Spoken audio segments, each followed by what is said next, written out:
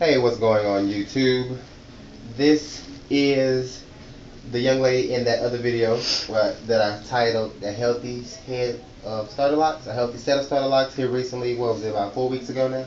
3, 4 weeks ago. And she came in. This is her second visit, and we gave her a shampoo today, in which we did clean the scalp. And you see that she is still twisted up. The twists still look like when I did them before. The only difference is in this one is that she has a little puffy root, but that's what the maintenance is for, to go and clean that up. Also, another thing I want to show you, 3 weeks of being twisted and everything, getting her started, she's already budding. And this is where her bud sits, right here. Cannot move the comb, can't take it from anywhere. And this has been shampooed. The only thing I use on it is the spray, the Lock and Curl spray. Nothing extra, no gels, no putties. The scalp isn't flaky. Did you have any issues, any irritations, anything like during this whole process? No, not really. Like, what, if anything, what would you add to the whole synopsis? How do you feel about it?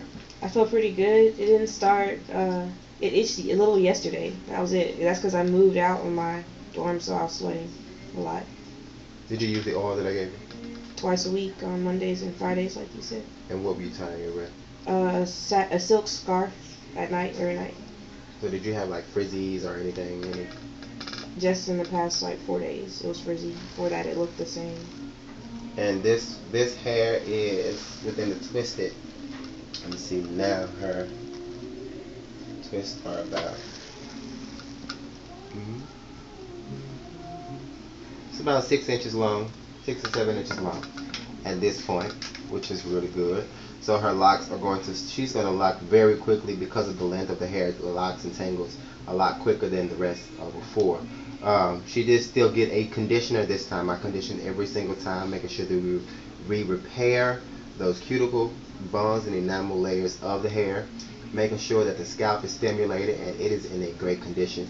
That can also hurt you and take you out the game too, with all of those flaky, psoriasis looking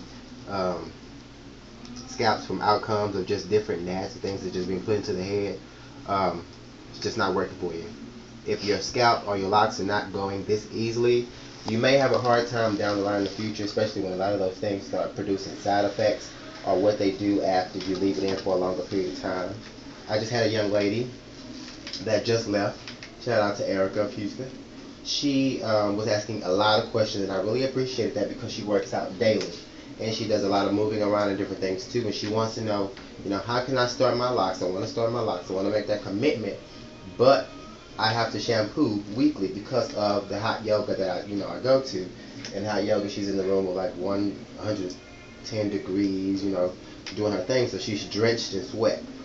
We can work that out. She'll just come in either twice a week, twice a month, 3 times a month, and we'll just make it happen. It's just with her, we won't twist as tight. We'll learn her hair pattern, her hair textures, her curl pattern, and learn just pretty much the integrity of her hair, and it will let me know what my possibilities and abilities are. Some people, I can twist this hair to Jesus, although it's thinner than the average hair is still stronger than before. As I was combing through it when I first started doing this, it wasn't that much of an issue. Like, I didn't have breakage, I didn't have anything.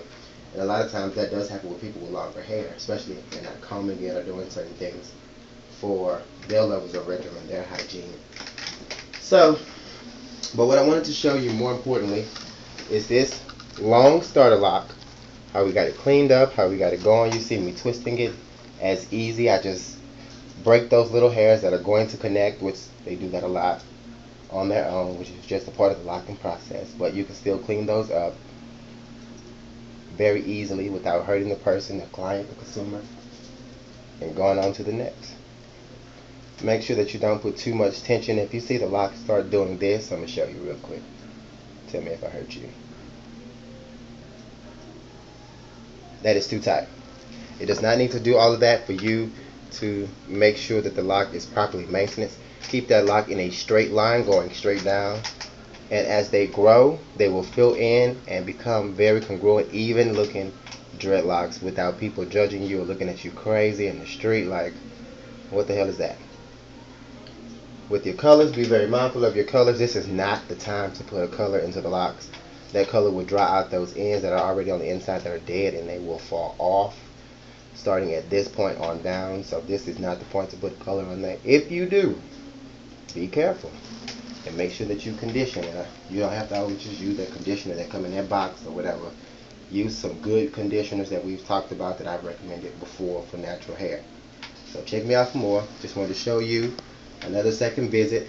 Since you saw her beginning, now you see her after the shampoo bowl, after the conditioner, and we're clipping her down. Next is after the dryer. So check me out for more. Peace.